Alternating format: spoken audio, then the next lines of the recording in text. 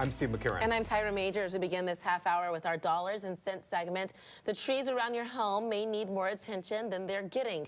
Disease, pests, and extreme weather can take a toll, and even healthy trees need regular pruning and the occasional checkup. To keep your trees in good shape or to remove ones that are dead or dangerous, you'll probably need professional help. Consumer man Herb Weisbaum has advice on how to hire a reliable tree service. He is a contributing editor at checkbook.org. Herb, good to see you this morning. Good morning. So what is the most important thing that homeowners need to remember when they need some of that tree work done?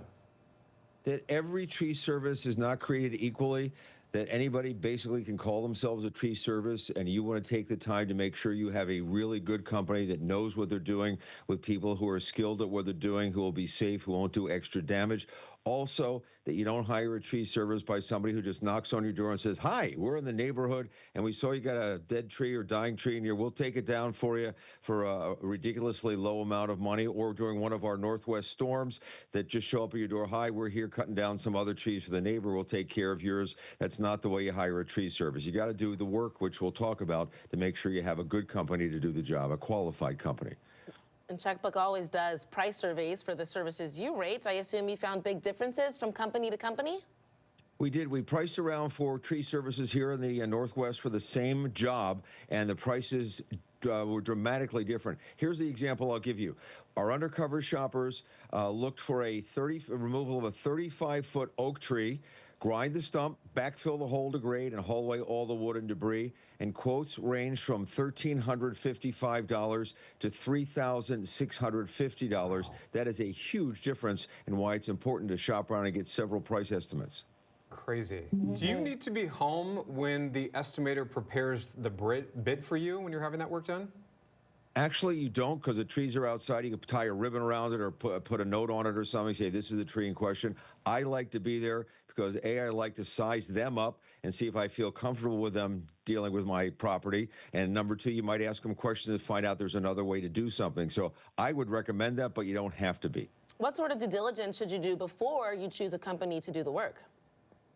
Make sure you get estimates from a couple of different companies, and we found that in this business, a lot of them are no-shows. They don't show up. So get estimates from various companies to see what's going on, and then you want to check them out. You want to make sure that they're licensed with the state and bonded. They have an insurance coverage that covers their workers or your property if something happens. This is very dangerous work. People are up in trees. They may be working around power lines, so you want to make sure that they have the proper coverage and the proper licensing to indicate to you that they're a reputable company, that they're going to do the job, and that they have something to back them up if their workers get hurt or something happens to your property. Herb, you just noted a couple moments ago that these jobs can cost thousands of dollars, and there could be a wide variety in the estimates there. So you have to have a written contract, or you should.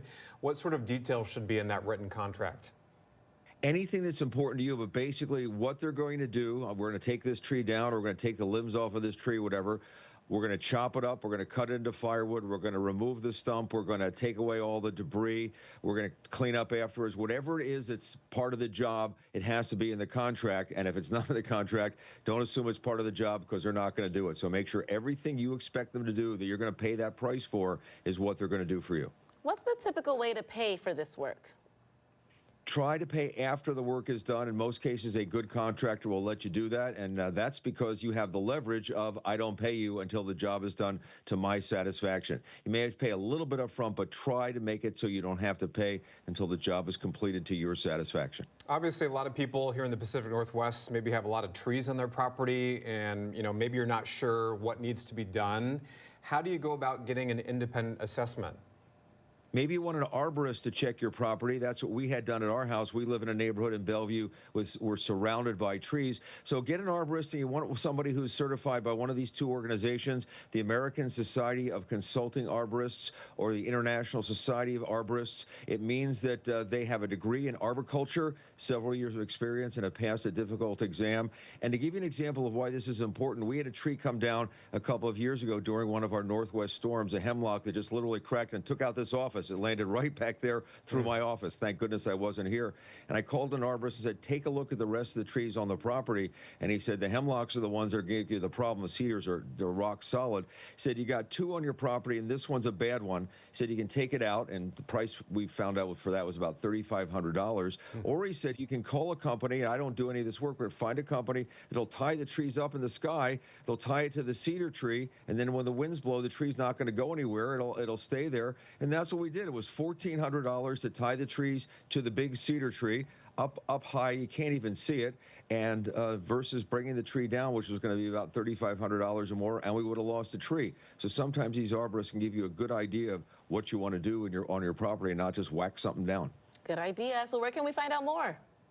You can go to checkbook.org. Anybody can read the full article. It's there free. And if you go to the link you see on your screen, which is checkbook.org/como4/trees, we have ratings for 50 tree services in the Puget Sound area. It is available for free until June the 5th.